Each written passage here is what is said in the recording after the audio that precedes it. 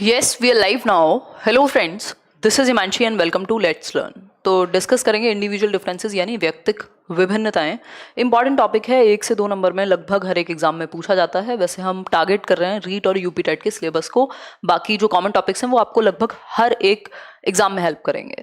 अगर मैं बात करूं सिलेबस की तो हमने कुछ 17 चैप्टर्स किए हैं, जिसमें कुछ 3-4 प्रैक्टिस सेशन है और कुछ 10-12-14 के आसपास आई थिंक हम टॉपिक्स कर चुके हैं.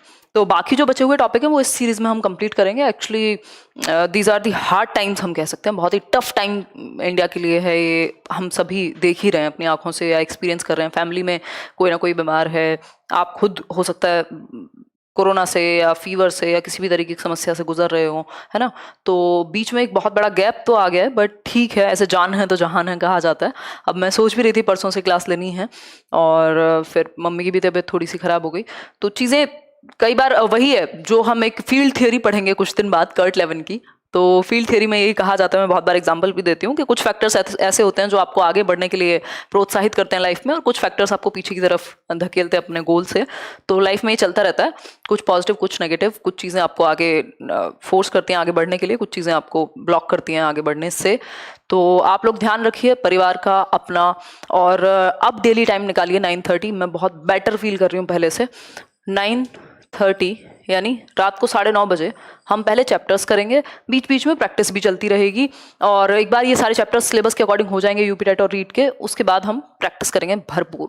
तो टेंशन वाली कोई बात ही नहीं है ना. बिल्कुल. तो डेली मिल रहे हैं आपसे हम, जो भी आपके दोस्त हैं जो भी लेट्स लर्न से पढ़ते हैं या जिनकी इच्छा है डिस्कशन की, तो वो लोग उन लोग को भी बता दीजिए ऐसे शेयर वेयर करके कि भाई आज से सेशन शुरू हो गया. मैं भी बहुत मिस किया आप लोगों को. मतलब teaching is something which is very close to my heart. तो ऐसा हो जाता है कि अगर कभी गैप आ जाए तो पता नहीं जैसे खाना मिसिंग हो, है ना. खैर, तो स्टार्ट करते हैं. ध्यान रखिए अपना. हाँ, थोड़ी बहुत वीकनेस तो रहेगी, देखो टाइम लगता है. कलेक्टिवली निकल जाएंगे हम लोग, खराब टाइम से भी निकल ही जाएंगे, है ना. एक जैसा तो कभी नहीं रहती चीज़ें.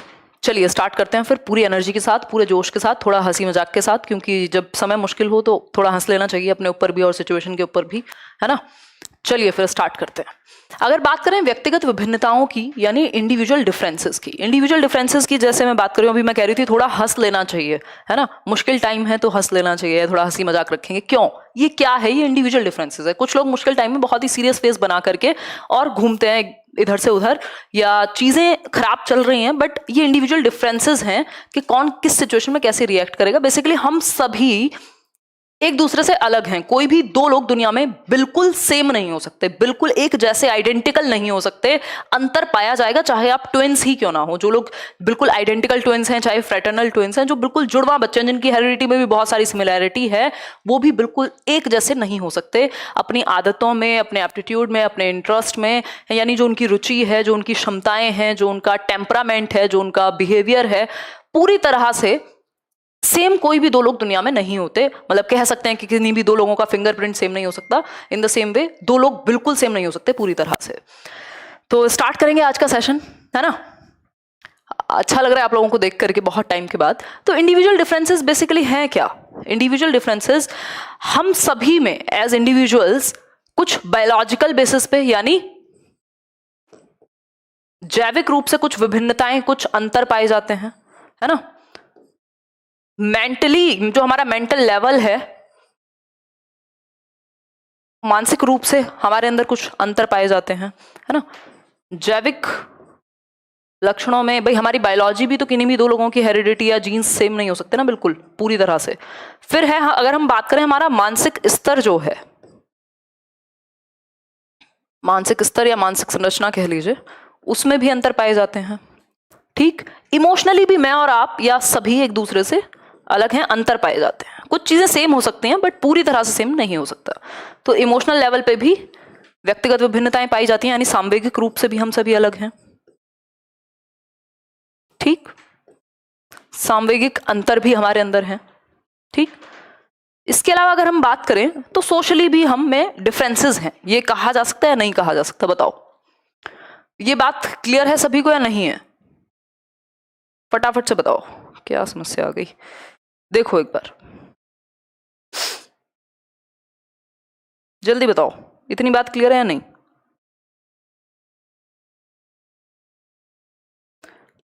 सोशली, कल्चरली, जो भी आप कहना चाहें, इन सब बेसिस पे हमारे अंदर अंतर हैं, कल्चरल डिफरेंसेस भी हैं, यानी सांस्कृतिक विभिन्नताएं भी पाई जाती हैं। ठीक है बात? तो हम कह सकते हैं हम बायोलॉजिकली, जैविक रूप से अलग संरचना है हमारी, मानसिक स्तर हम सबके अलग हैं, सामवेगिक रूप से हमारे अंदर विभिन्नताएं पाई जाती हैं, सांस्कृतिक, आप इंडिया में रहते हैं तो आपके जो विचार हैं, जो आपका पहनावा है, जो आपकी थॉट प्रोसेस, खाने से लेकर के लगभग हर चीज़ प्रभावित होती है। आप कहीं और रहते हैं तो वहाँ की जैसी स्थिति है। तो इन सभी एस्पेक्ट्स में हम एक दूसरे से अलग हैं, इंडिविजुअल डिफरेंसेस रखते हैं। ये बात बिल्कुल क्लियर है, कोई समस्या इस बात को समझने में नहीं होगी।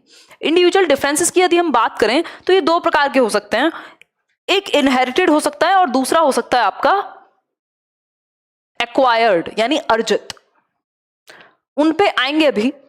तो हम कह सकते हैं हम रंग में यानी कलर में अलग हो सकते हैं, दिखने में अलग हो सकते हैं, रूप में अलग हो सकते हैं, हमारा बुद्धि का स्तर सबका अलग अलग हो सकता है, हमारा आकार अलग अलग हो सकता है ना, शेप एंड साइज में हम अलग अलग हो सकते हैं। और इन सभी चीजों का ध्यान रखते हुए ही हमें एजुकेशन दी जानी चाहिए, ऐसा वैदिक टाइम से ही, यानी पुराने टाइम से ही इस चीज पे फोकस किया गया है कि जिसके अंदर जो एटीट्यूड है, एप्टीट्यूड है, इंटरेस्ट है, जो जैसा है बेसिकली व्यक्तिगत रूप से, उसको उस तरह की एजुकेशन अंतरों के आधार पे दी जानी चाहिए। सबको आप सेम डंडे से नहीं हाँक सकते, मतलब don't beat everyone with the same stick. इसलिए आपकी इंस्ट्रक्शन में भी डिफरेंसेस होने चाहिए।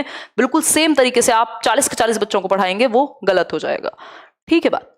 ये बात क्लियर है, सभी को क्लियर है। और ये बात तो हम कह सकते हैं कि एक इंडिविजुअल को, भाई ये क्या है, एक व्यक्ति है, एक इंडिविजुअल को, मेरी ड्राइंग को थोड़ा सा माफ कीजिएगा, ठीक, एक इंडिविजुअल को किस बेसिस पे शिक्षा दी जाए? जो एजुकेशन है, एक इंडिविजुअल को जो शिक्षा दी जानी है, जो एजुकेशन है, वो किस बेसिस पे दी जानी चाहिए? उसकी एज, क्योंकि आयु के अनुसार भी तो हमारी परिपक्वता यानी मेच्योरिटी, हमारा इंटेलेक्ट, हमारा एडजस्टमेंट का तरीका समाज में या लाइफ के साथ या सिचुएशंस के साथ बदलते रहते हैं। तो एज के अकॉर्डिंग, एज पर एज और इंटेलिजेंस लेवल या इंटेलेक्ट लेवल, बुद्धि, आयु और बुद्धि के अनुसार एजुकेशन दी जानी चाहिए। इंडिविजुअल डिफरेंसेस पढ़ने का, या ये जो चाइल्ड डेवलपमेंट या पेडागोजी या साइकोलॉजी, ये एजुकेशनल साइकोलॉजी, शिक्षा मनोविज्ञान, ये सब हम क्यों पढ़ रहे हैं? एक ही उद्देश्य है कि बच्चे को बेहतर से तरीके से समझा जा सके, और कई बार हम खुद को भी बेहतर समझ पाते हैं, है ना? तो हम खुद को बेहतर समझ सकें, बच्चों को बेहतर समझ सकें, और उसके अकॉर्डिंग उसको एट पार क्या दे सकें, अच्छी एजुकेशन दे सकें, अच्छी इंस्ट्रक्शन दे सकें, जिससे वो एकदम खुश हो जाए इस ड्राइंग की तरह। पता नहीं इसको ड्राइंग कहेंगे भी या नहीं, है ना? तो वेरी गुड निशा, बहुत तेजी से बोल रही हूँ क्या मैं? स्पीड कम करूं? हाँ, वेरी गुड। चलिए, तो एक इंडिविजुअल को, एक बच्चे को आप एजुकेशन किस बेसिस पे देंगे? उसके इंटेलेक्ट या उसके इंटेलिजेंस लेवल, उसके बुद्धि के स्तर और उसकी आयु के अनुसार उसके इंटरेस्ट, उसके एप्टीट्यूड, वो सारी चीजें इसमें आ जाएंगी, क्योंकि हम सभी में इतने सारे रूप में, रंग में, आकार में, इन सब में अंतर है। अगर बात की जाए कि सबसे पहले इंडिविजुअल डिफरेंसेस यानी व्यक्तिगत विभिन्नताओं के बारे में बात किसने की, तो हम कहेंगे सर फ्रांसिस गाल्टन, जिनको हिंदी में गाल्टन ही लिख देंगे, ठीक। 1869 में इनकी बुक पब्लिश हुई थी, एक 1869 में, जिसको हेरिडेटरी जीनियस के नाम से जाना जाता है। जीनियस यानी वंशानुगत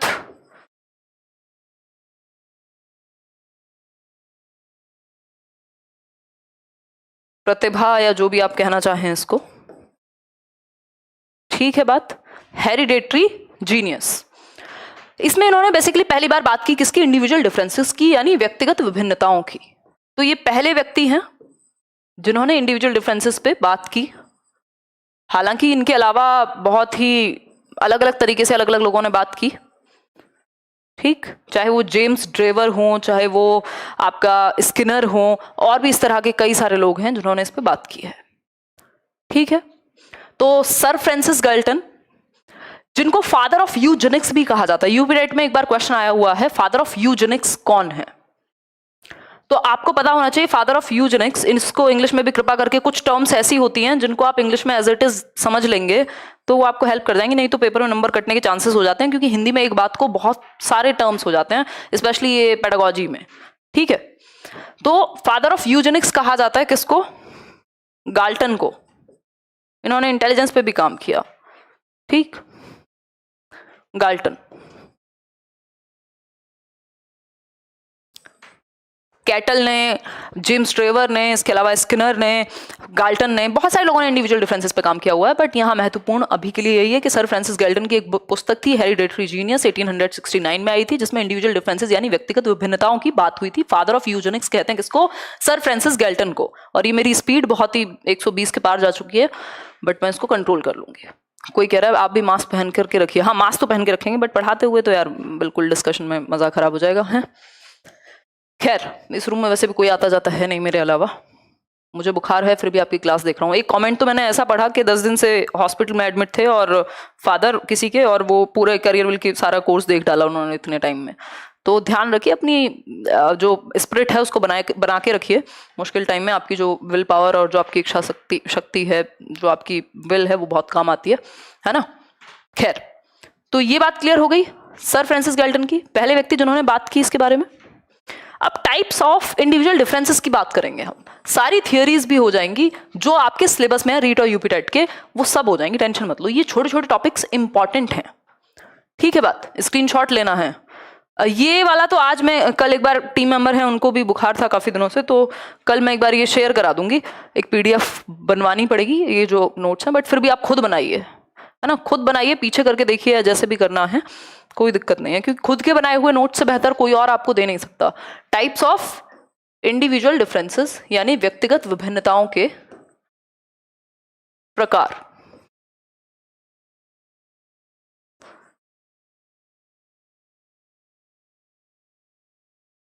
ठीक, कोई दिक्कत परेशानी, कोई दुख दर्द यहां तक हो समझने में तो बता दीजिए। व्यक्तिगत विभिन्नताओं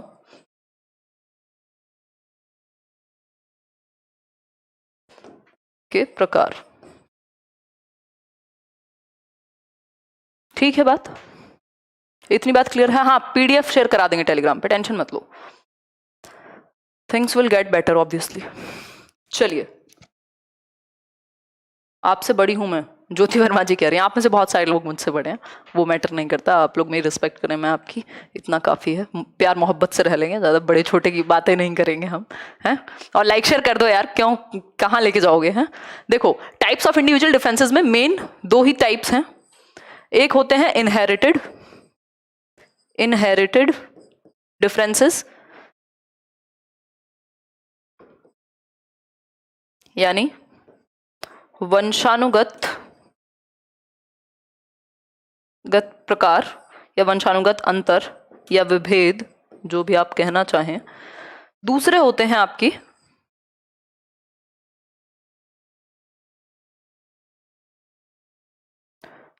एक्वायर्ड ट्रेट्स। एक होते हैं इनहेरिटेड ट्रेट्स या डिफरेंसेस, यानी ऐसे तत्व जिनको हमने इनहेरिट किया है अपने पूर्वजों से या अपनी पहली पीढ़ी से, जेनेटिक मेकअप में वो हमारे हैं। दूसरे जो अंतर हैं वो हैं अर्जित, जिनको हमने अपने एनवायरनमेंट से अर्जित किया है। बेसिकली अगर मैं कहूँ तो हम कह सकते हैं ये हेरिडिटी और एनवायरनमेंट का ही खेल है। दूसरी भाषा में अगर कहें तो हेरिडिटी यानी आपकी आनुवंशिकता और दूसरा है वातावरण। ज्यादातर चीजों को जो प्रभावित करने वाले, जो बिल्कुल बोन ऑफ कंटेंशन कह सकते हैं, जिसको राड़ की जड़ कह सकते हो आप ज्यादातर टॉपिक्स में, वो है हेरिडिटी और दूसरा है एनवायरनमेंट। इन्हीं की वजह से ज्यादातर चीजें जन्म लेती हैं और इन्हीं की वजह से इतने सारे अंतर हमारे अंदर चलते रहते हैं। ठीक, अगर मैं बात करूं तो इनहेरिटेड डिफरेंसेस यानी वंशानुगत अंतर हैं कुछ हैं एक्वायर्ड, जिनको हम एनवायरनमेंट से एक्वायर करते हैं। ठीक है बात, अभी हम डिस्कस करेंगे, क्या डिस्कस करेंगे, इनहेरिटेड ट्रेट्स कौन से हैं और एक्वायर्ड ट्रेट्स कौन से हैं। फिर हम बात करेंगे कि फैक्टर्स कौन से अफेक्ट करते हैं और एजुकेशनल इंप्लीकेशन क्या हो सकती है इस टॉपिक की, यानी शैक्षिक अनुप्रयोग क्या हो सकता है, क्लासरूम में टीचर को क्या करना चाहिए जिससे वो इंडिविजुअल डिफरेंसेस को केटर कर पाए। समझ पा रहे हो बात को या नहीं? समझें, बढ़े आगे, तैयार हो, मूड है। फिजिकल डिफरेंसेस यानी ये किस में आएंगे, इनहेरिटेड ट्रेट्स में, जो हमने इनहेरिट किए हैं, जो वंशानुगत तत्व हैं, उनके प्रकार पहले हम पढ़ेंगे, फिर पढ़ेंगे एक्वायर्ड के। ठीक, वंशानुगत अंतर।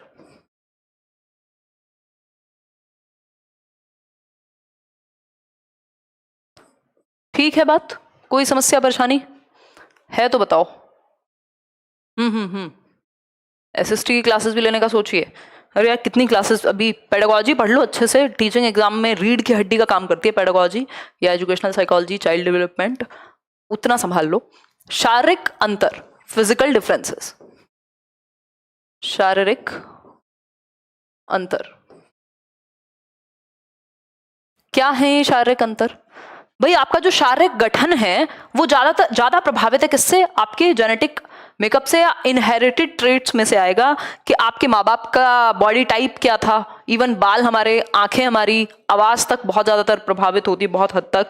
इसके अलावा अगर मैं बात करूं, कोई मोटा है, कोई देखा होगा कि कोई मोटा ही नहीं होता कितना भी खा ले, तो हो सकता है वो अपनी हेरिडिटी से उस तरह का बॉडी टाइप उसको मिला हो, है ना। कोई कुछ डिजीज भी हो सकती है। तो जो हमारे शारीरिक अंतर है, जो हमारा शारीरिक गठन है, जो हमारा बॉडी टाइप है, वो किससे ज्यादा प्रभावित है? हमारे इनहेरिटेड ट्रेट्स में से है, यानी हमारे हेरिडिटी से हमें मिला है, एक्वायर्ड नहीं है। ठीक, एक्वायर्ड बेसिकली फर्क पड़ेगा एनवायरमेंट का इस पे, बट ज्यादातर जो प्रभावित है वो फिजिकल डिफरेंस किसके कारण है? हमारी हेरिडिटी या इनहेरिटेड ट्रेट्स का हिस्सा है। कोई छोटा है, मोटा है, पतला है, लंबा है, ये सब क्या है? ये अंतर है हमारे सभी के अंदर। तो शारीरिक रूप से भी हम अलग हैं, ये कह सकते हैं। ठीक है बात, आगे बढ़े।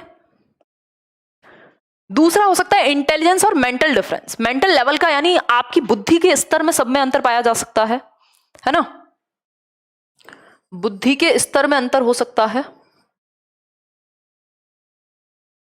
अब ये बुद्धि भी जो है वो हमारे इनहेरिटेड या हेरिडिटी से ज्यादा प्रभावित होती है। आपका जो मेंटल लेवल है, जो आपकी इंटेलिजेंस का स्तर है, वो आपकी हेरिडिटी से, आपके जेनेटिक मेकअप से ज्यादा प्रभावित होगी। होती दोनों चीजों से है, हेरिडिटी और एनवायरमेंट दोनों से, बट ज्यादा प्रभाव बुद्धि पे इनहेरिटेंस का पड़ेगा, या हम कह सकते हैं आपके पेरेंट्स का जो इंटेलिजेंस लेवल था वह उसका पड़ेगा, है ना। तो इंटेलिजेंस भी एक तरीके से इनहेरिटेड कैरेक्टरिस्टिक्स में से है। जो बच्चे क्या कहें प्रतिभाशाली हैं, गिफ्टेड हैं, भाई कोई गिफ्टेड हो सकता है, कोई आपका एवरेज हो सकता है, औसत, है ना, कोई स्लो लर्नर हो सकता है जो धीमे सीखता हो। किसी का IQ 140 तो बहुत ही एक अपने आप में यूनिक है, 140 हो सकता है, किसी का 60 हो सकता है, किसी का 25 हो सकता है, इडियट हो बिल्कुल। ये कैटेगरीज हैं। तो इंटेलिजेंस के स्तर पर भी हम सभी एक दूसरे से अलग हैं। किसी को चीजें जल्दी समझ में आ जाती हैं, किसी को देर लगती है, किसी को किसी चीज में इंटरेस्ट है, किसी को किसी और चीज में इंटरेस्ट है। ठीक है बात। सीटेट के लिए भी ये इक्वली हेल्पफुल चैप्टर्स हैं। बाकी प्लेलिस्ट बनी हुई है, इतने उन्हें देखो, एक बार नोटिफिकेशन आएगा सीटेट का तब कर देंगे स्टार्ट। इतने वो तो देखो जो पहले से इतनी सारी प्लेलिस्ट हैं। ठीक। टेम्परामेंटल डिफरेंसेस, जो हमारा स्वभाव है, जो हमारा टेम्परामेंट है, उसमें भी अंतर पाए जाते हैं, और ये भी हमारी हेरिडिटी से या इनहेरिटेड ट्रेट से ज्यादा प्रभावित हैं। आप देखते हैं जो लोग शांत स्वभाव के होते हैं, जिनके उनके बच्चे भी हो सकता है उस तरह के हों, है ना। तो टेम्परामेंट भी अलग अलग हैं सभी लोगों का। जो क्या कहें, हम बोलते हैं बड़े गर्म मिजाज का इंसान है, तो वो मिजाज जो है वो डिफरेंट हो सकता है, तो उसके बेसिस पे भी हमारे अंदर अंतर पाए जा सकते हैं। ये भी क्या है? एक इनहेरिटेड ट्रेट है। ठीक। कुछ लोग होते हैं जो धीरे बोलते हैं, क्योंकि वो जेनेटिकली हो सकता है उस तरीके से एक्वायर किया हो। ठीक है। रजिस्टर पेन खत्म, दुकानें खुलती नहीं है, अशोक कुमार कह रहे हैं। और कोई अच्छा बहाना नहीं मिल पाया है? हमको पागल बनाते हैं। कोई बात नहीं, घर में ऐसा तो नहीं हो सकता कि कुछ भरी हुई नोटबुक होंगी, उसके पीछे भी कुछ पेजेस होंगे, या फोन वगैरह में भी आजकल तो बहुत सारे एप्स होते हैं। ठीक। डिफरेंसेस इन एबिलिटीज, कलम दवात का इस्तेमाल कर लो, दीवारों पे लिख लो। देखो, अगर हम बात करें डिफरेंसेस इन एबिलिटीज, यानी हमारी क्षमताओं में भी अंतर है, हमारी क्षमताओं में भी अंतर है, क्षमताओं के आधार पे भी अंतर पाए जाते हैं, ये कह सकते हैं। कोई है जो जल्दी से चीजों को सीख लेता है, चाहे वो ड्राइविंग हो, चाहे वो कोई कॉन्सेप्ट हो साइकोलॉजी का, कोई है जिसे समय लगता है। तो सबके अंदर अलग अलग चीजों को लेकर के एबिलिटीज में भी अंतर है, ये भी इनहेरिटेंस से ज्यादा प्रभावित है। ठीक है बात, ये बेसिक बात हो गई। आगे बढ़े। डिफरेंसेस बेस्ड ऑन सेक्स, तो लिंग के आधार पर भी अंतर पाए जाते हैं, और ऑब्वियसली ये इनहेरिटेंस की वजह से, ये हेरिडिटी की वजह से लिंग में अंतर है। अगर हम बात करें तो हमने बात की हुई है कि 22 जो क्रोमोसोम के पेयर होते हैं वो ऑटोजोम्स कहलाते हैं, और जो 23वां पेयर होता है उसको सेक्स क्रोमोसोम कहते हैं, जिसकी वजह से लिंग निर्धारण होगा बच्चे का कि वो गर्ल चाइल्ड होगा या बॉय या मेल चाइल्ड होगा। ठीक है बात। अगर हम बात करें कोई बात नहीं, कोई बात नहीं। अगर वो फेसबुक पे जो लेट्स लर्न ग्रुप है उसमें कुछ कुछ चीज़ें चलती रहती हैं, मैं बोल दूंगी एक बार अपने टीम मेंबर्स को, एक बार वो चेक कर लेंगे, है ना। खैर, अब डिफरेंसेस बेस्ड ऑन, देखो जब एक सोशल मीडिया पे हर तरह के लोग होते हैं। अभी कुछ लोग पढ़ने के लिए आए हैं, कुछ लोग मस्ती मजाक के लिए भी आए होंगे। RKC, ठीक है जी। चलिए, differences based on sex, male हैं आप या फीमेल हैं, इस बात का भी अंतर पड़ेगा। ठीक, कुछ चीजों में फीमेल्स ज्यादा सेंसिटिव होती हैं, कुछ चीजों में ज्यादा बेहतर होती हैं मेल से, और इसका ऑपोजिट भी ट्रू हो सकता है। जैसे भाषाओं की जो भाषिक क्षमता जो है वो फीमेल्स की ज्यादा बेटर होगी, मेमोरी ज्यादा बेटर होगी, जो टेक्निकल स्किल्स हैं या बहुत सारी चीजें वो हो सकता है मेल्स में बेटर हो। तो लिंग का भी प्रभाव पड़ेगा जो रिसर्च बेस्ड है। ऐसा नहीं कह सकते कि अपनी मर्जी से कुछ भी हम कह दें कि बुद्धि कम या ज्यादा मेल और फीमेल के उस पर होगी। नहीं, अलग अलग एस्पेक्ट में हो सकता है, किसी एस्पेक्ट में फीमेल्स ज्यादा बेहतर हो, दूसरे एस्पेक्ट में मेल्स ज्यादा बेहतर हो। बेसिकली लिंग का भी अंतर पड़ेगा, है ना। जो सोशल रिस्पॉन्सिबिलिटीज हैं उनको निभाने में महिलाएं ज्यादा बेहतर हैं, कुछ कुछ रिसर्च हैं जो अलग अलग बात कहती हैं।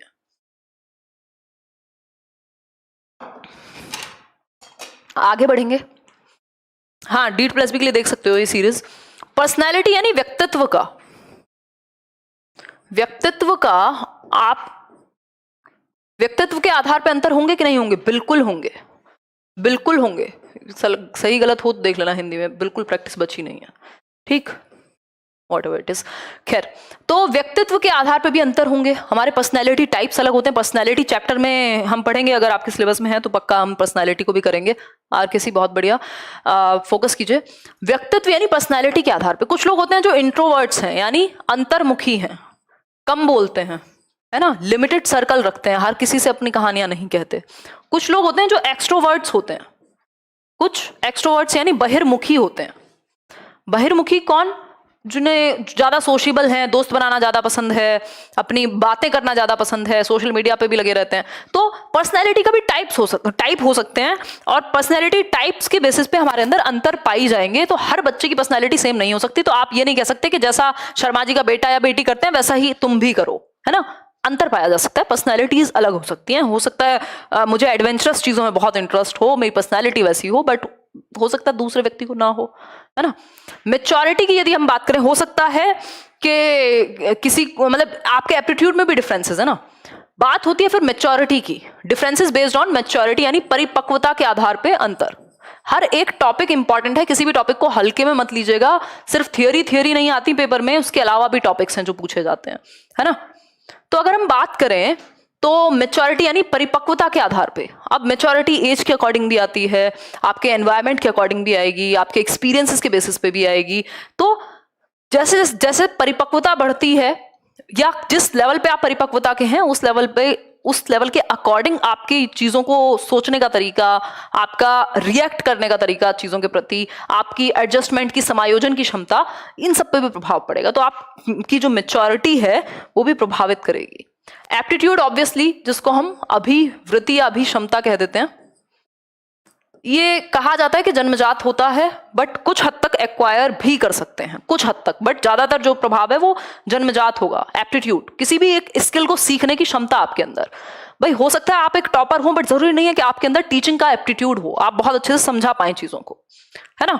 और इस केस में फिर आप जस्टिस नहीं कर पाएंगे अपने प्रोफेशन के साथ। तो इसके इन सब चीजों को जानने के लिए भी टेस्ट होते हैं कि आपके इमोशनल कोशेंट कितना है, EQ कितना है। आपका एप्टीट्यूड टेस्ट किया जा सकता है कि आप में किस क्षेत्र में जाएंगे तो ज्यादा बेहतर करेंगे, है ना। पर्सनैलिटी टेस्ट हो सकता है, किस तरह की आपकी पर्सनैलिटी है। तो बहुत सारे टेस्ट होते हैं इन सब चीजों को जानने के लिए भी।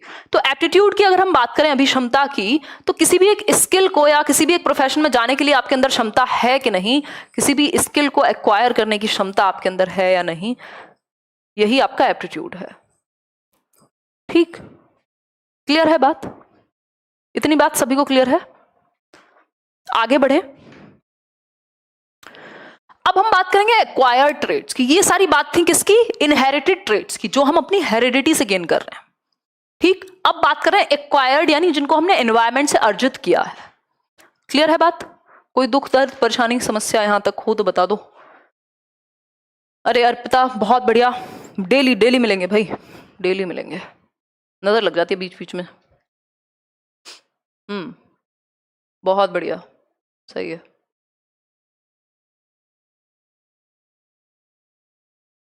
अच्छा, बहाने नहीं है, हकीकत है दीदी। 15-15 घंटों की पढ़ाई में संसाधन कम पड़ जाते हैं। अशोक कुमार, अगर ये सच है देखो, तो फिर तो बहुत ही खुशी की बात है। इससे ज्यादा बेहतर नहीं हो सकता। जो लोग पढ़ने का माहौल है जिनके आसपास, उनको पढ़ना चाहिए। नहीं है तब भी पढ़ो।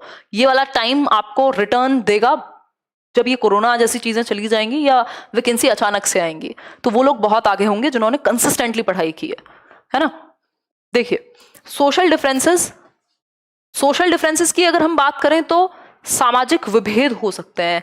अलग अलग समाज में, इवन अलग अलग क्लास में भी अंतर पाए जाएंगे। आपकी स्ट्रगल हो सकता है एक व्यक्ति की रोटी को लेकर के रही हो पूरे जीवन, हो सकता है दूसरे व्यक्ति का इस बात पे ही समस्या है कि यार मेरे पापा से मेरे अच्छे संबंध नहीं रहे, वो आधी जिंदगी इस बात को लेकर परेशान था, है ना। तीसरा व्यक्ति कोई हो सकता है जिसको देश के लिए कुछ करना था या पता नहीं क्या स्थिति थी। तो जो सामाजिक अंतर है, उनका जो बेस है वो क्या है, वो अर्जन है, वो एनवायरमेंट की वजह से। अब जो लोग फर्स्ट वर्ल्ड वॉर के समय पैदा हुए, उनकी स्थिति अलग थी। जो स्वतंत्रता के जब संघर्ष चल रहा था भारत में, तब उस टाइम पे थे, उनके लिए सोशल सिनेरियो अलग था।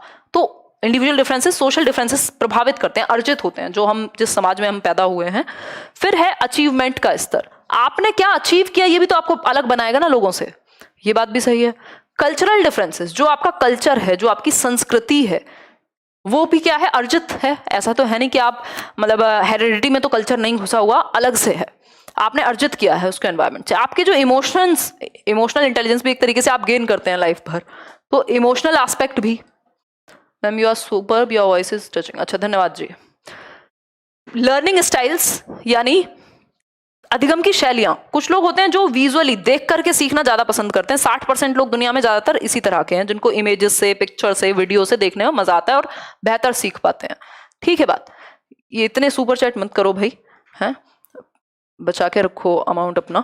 विजुअल, इसके अलावा अगर हम बात करें, कुछ लोग होते हैं जिनको एक्टिविटी करके ही सीखना पसंद है, ठीक। और कुछ लोग होते हैं जो ऑडिटरी, जिनको सुन करके सीखना ज्यादा पसंद है। तो ये 3 मेन कैटेगरीज हैं, जिसमें से 60-65% विजुअल होते हैं, 25-30% ऑडिटरी, और फिर बाकी के 5% एक्टिविटी करके सीखने वाले लोग होते हैं। ठीक है, क्लियर बात है। हाँ बिल्कुल बिल्कुल, जिनको इस अमाउंट की ज्यादा जरूरत है वहां दान कीजिए, कोई बात नहीं। खैर, लैंग्वेज सबकी अपनी श्रद्धा है। भाषा की यदि हम बात करें, भाषा के आधार पे भी अंतर पाए जाएंगे। भाई आप हिंदी जानते हैं तो उस तरह का आप साहित्य पढ़ेंगे, उस तरह की आप हिस्ट्री पढ़ेंगे। तो बेसिकली भाषा भी एक्वायर्ड है। आप अगर भारत में पैदा होकर के अमेरिका चले जाते तो वहां की भाषा एक्वायर कर ली होती आपने, तो भाषा भी एक्वायर्ड है। एटीट्यूड आपका एक्वायर्ड है। देखो, 2 चीजों में अंतर समझिएगा। एप्टीट्यूड इज आपकी अभिक्षमता, कि आप किस स्किल में बेहतर करेंगे, क्या सीखने की क्षमता आपके अंदर है, ये है इनबॉर्न। एटीट्यूड आपके आइडियाज, आपका बिलीफ, आपके बिलीफ्स किसी भी चीज के प्रति, वो जो आपका नजरिया है एक तरीके से, दैट इज एटीट्यूड। ये एक्वायर, ये समय के साथ गेन होता है एनवायरनमेंट से, इसको लेकर के पैदा नहीं होता कोई एटीट्यूड को। ठीक है बात, इतनी बात क्लियर हो गई।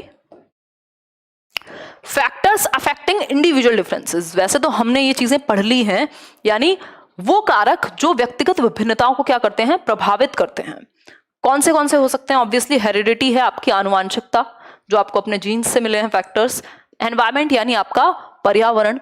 आपकी कास्ट, रेस एंड नेशन, जिस कास्ट में इवन आप पैदा हुए हैं, वो भी कहीं ना कहीं आपको प्रभावित करेगी, आपके टेम्परामेंट और आपके पूरे जीवन शैली को। आप जिस रेस से हैं, जिस नेशन यानी जिस राष्ट्र से हैं, वो भी क्या करेगा, प्रभावित करेगा, आपके इंडिविजुअल डिफरेंसेस में योगदान देगा कि आप भिन्न होंगे बाकी लोगों से। इंटेलिजेंस यानी आपकी बुद्धि का स्तर, और एजुकेशन बहुत बहुत बहुत इंपॉर्टेंट है। इसलिए एजुकेटर्स को चाहिए, लर्नर्स को, टीचर्स को या पूरी नेशन को चाहिए कि हम बेहतर एजुकेशन दे पाएं।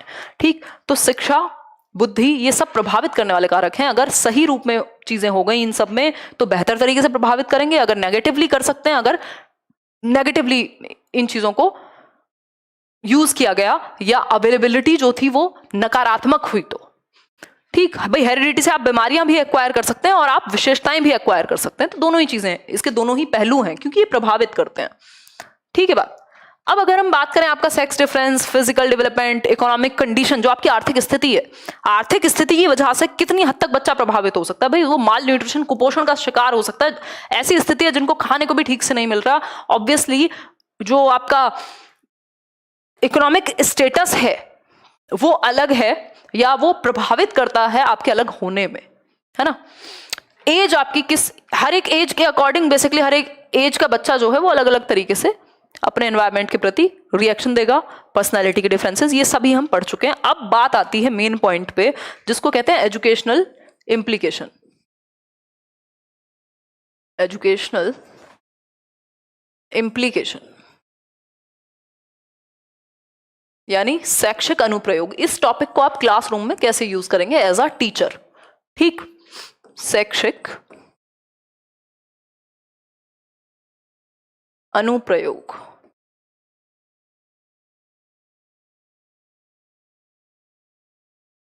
ठीक है बात, इतनी बात सभी को क्लियर है।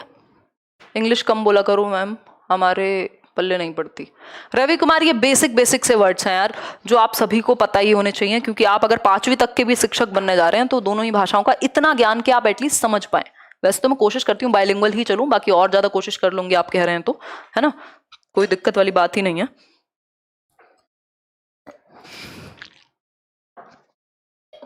आपकी वजह से फर्स्ट अटेम्प्ट में सीटेट हो गया। आगे की तैयारी कीजिए, अब नौकरी की तरफ बढ़िए, है ना, बहुत खुशी की बात है। डेली मिलेंगे 9:35। देखिए इतनी बात क्लियर है। कोई कह रहा है ये इस वाला बंदा कौन है, ये इंस्टाग्राम की बात है ना, इंस्टाग्राम पे ही छोड़ दिया करो। वैसे ही संडे वार्ता नहीं हुई है 2 हफ्तों से, बता देंगे अगले हफ्ते बता देंगे। अरे वो एक सीरीज आई है ना TVF की, एस्पिरेंट्स करके, उसमें वो जो मेन कैरेक्टर है कहाँ से कहाँ पहुंच जाता, कितना इंटरेस्ट है एजुकेशनल। इतना तो मुझे इंटरेस्ट नहीं है जितना आप लोगों को आ गया है। देखो एजुकेशनल इम्प्लीकेशन यानी शैक्षिक अनुप्रयोग। टीचर, एज अ टीचर आप क्लासरूम में क्या क्या करें जिससे बेहतर तरीके से जो बच्चा है उसका डेवलपमेंट हो सके, है ना, उसके लिए बेहतर आप सोच पाए। ठीक है, तबीयत बेहतर है जी जयराज। तो आप क्या करें, एक तो जो एजुकेशन है वो इंडिविजुअल डिफरेंसेस के बेसिस पे दी जानी चाहिए, यानी व्यक्तिगत विभिन्नताओं को ध्यान में रखते हुए बच्चे की एज, उसका इंटरेस्ट, उसका एप्टीट्यूड, उसका जो भी माहौल है, आपकी आर्थिक स्थिति से लेके हर चीज को ध्यान रख करके आप सेंसिटिव हो, संवेदनशील बने और उस तरह की एजुकेशन बच्चे को दे, उस तरह का मेथड यूज करें जिसको हम कह सकते हैं डिफरेंशिएटेड इंस्ट्रक्शन का प्रयोग करें। डिफरेंशिएटेड इंस्ट्रक्शन का प्रयोग करें। डिफरेंशिएटेड इंस्ट्रक्शन क्या है अगर हिंदी में कहें तो विभेदी अनुदेशन कहेंगे इसको। विभेदी, मैं थोड़ा धीरे धीरे ही चल रही हूं अभी, अनुदेशन, क्योंकि ज्यादा एनर्जी एक ही दिन लगा दूंगी तो कल छुट्टी हो जाएगी वीकनेस के कारण, ठीक। विभेदी अनुदेशन क्या है, देखिए एक बार, जहां भी पेडागोजी पूछी जाती है, अभी कहाँ वैक्सीन मिला है भाई, bye bye RKC, love you ma'am 3000, अच्छा धन्यवाद। आई एम न्यू स्टूडेंट, बहुत खुशी की बात है। दीदी एटीट्यूड की कमियां कैसे करें, बदलिए, एटीट्यूड को बदलना संभव है, एनवायरनमेंट से एक्वायर्ड है ये, है ना। देखो आ जाओ वापस से इधर आ जाओ। डिफरेंशिएटेड इंस्ट्रक्शन यानी विभेदी अनुदेशन। विभेदी अनुदेशन है क्या, विभेदी अनुदेशन है क्या, जिनका मन नहीं लग रहा पढ़ाई में लगा लो, ठीक है। मैम नहीं, मन नहीं लग रहा था आपके बिना, अच्छा फिर ठीक है, अभी तो डेली पढ़ ही रहे हैं हम लोग। डिफरेंशिएटेड इंस्ट्रक्शन यानी, आप सभी का धन्यवाद इंतजार करने के लिए। अगर हम बात करें विभेदी अनुदेशन की, मतलब बच्चे की नीड, उसके इंटरेस्ट, उसके लेवल को देखते हुए यानी एप्टीट्यूड, इन सभी चीजों का ध्यान रखते हुए आप मेथड का इस्तेमाल करें जब जहां जैसे मेथड की जरूरत है। तो बच्चे के अंदर डिफरेंसेस हैं, उसके अकॉर्डिंग आप इंस्ट्रक्शन, यूनिफॉर्म इंस्ट्रक्शन ना दें। यूनिफॉर्म का मतलब होता है सबके लिए सेम तरीका। अब एक बच्चा है जिसको बोल करके नहीं अच्छे से वो बता पाता अपनी बात को, तो आप कहोगे भाई लिख करके बता दो, कोई असाइनमेंट दे दिया दूसरे तरीके का जिस तरह से वो अच्छे से समझ पाता हो। तो यूनिफॉर्म इंस्ट्रक्शन की बजाय आप डिफरेंशिएटेड इंस्ट्रक्शन की तरफ जाएंगे कि बच्चे की नीड, उसकी एप्टीट्यूड, उसकी पर्सनैलिटी, उसके इंटरेस्ट के बेसिस पे आप मेथड चूज करेंगे। दिस इज डिफरेंशिएटेड इंस्ट्रक्शन के don't beat everyone with the same stick, मतलब सभी को एक डंडे से ना हाँक करके उनके इंटरेस्ट, उनके एप्टीट्यूड, उनकी एबिलिटी को ध्यान में रख करके आप अपनी इंस्ट्रक्शन, अपने मेथड में परिवर्तन करेंगे, ये जरूरी है। ठीक, दूसरी बात अगर हम करें तो एक वर्ड होता है एबिलिटी ग्रुपिंग। एबिलिटी ग्रुपिंग क्या है? ग्रुप्स में डिवाइड कर दिया आपने बच्चों को। अगर ये करना पड़े, एबिलिटी ग्रुपिंग यानी क्षमता समूहन कहते हैं इसको हिंदी में,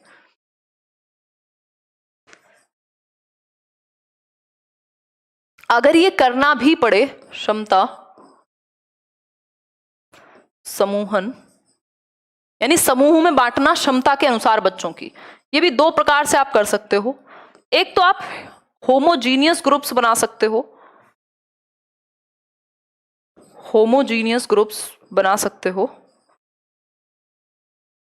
यानी क्या कहोगे इसको आप, सम क्षमता या मतलब एक जैसी क्षमता, सेम एबिलिटी वाले बच्चे जिस ग्रुप में हो, 60% लाने वाले बच्चे हैं तो 60% लाने वाले बच्चे हैं, सेम एबिलिटी के आधार पे ग्रुपिंग, एक समान जिनकी क्षमताएं हैं।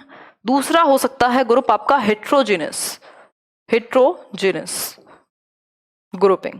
हेट्रोजेनस ग्रुपिंग का मतलब है विषम क्षमता कह लीजिए आप, यानी अलग अलग डिफरेंट एबिलिटी के बच्चे एक ग्रुप में डाले हुए हैं, कुछ जल्दी सीखते हैं, किसी को किसी टॉपिक में इंटरेस्ट है, मतलब एक दूसरे से बेहतर सीख पाएंगे वो, तो हेट्रोजेनस ग्रुप्स बेटर होते हैं। अगर हम बात करें, वेरी गुड अशोक कुमार, अगर हम बात करें होमोजीनियस की बजाय, होमो का मतलब ये सेम, ठीक, हेट्रोजेनस ग्रुप्स बेटर हैं क्योंकि वहां अलग अलग एबिलिटी वाले बच्चे एक दूसरे के साथ सीख पाएंगे।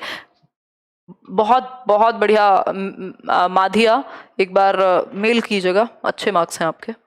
ठीक, इतनी बात बिल्कुल क्लियर है। तो हेट्रोजेनस को हम इंपॉर्टेंस दें बजाय कि होमोजीनियस की बजाय। बट कई बार क्या होता है, आपको पता है कि कुछ बच्चे हैं जो पीछे पिछड़ जा रहे हैं क्लास में, तो उनका एक जैसे बच्चों का ग्रुप बना करके उनको अलग से भी आप पढ़ा सकते हो, तो इस तरीके की चीजें भी पॉसिबल हैं।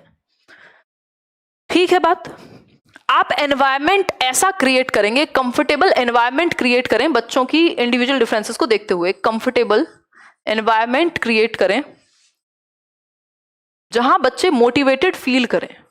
ऐसा एनवायरनमेंट हो स्कूल का, जो एनवायरनमेंट में क्या है आपका, साइकोलॉजिकल एनवायरनमेंट हो सकता है, सामाजिक सोशल एनवायरनमेंट हो सकता है, क्लासरूम एनवायरनमेंट हो सकता है, बहुत सारे तरह के हो सकते हैं। तो आप क्लासरूम एनवायरनमेंट को अच्छा रखें जहां पे बच्चा एक्सेप्टेड फील करे कि उसको भी एक्सेप्टेंस मिलती है।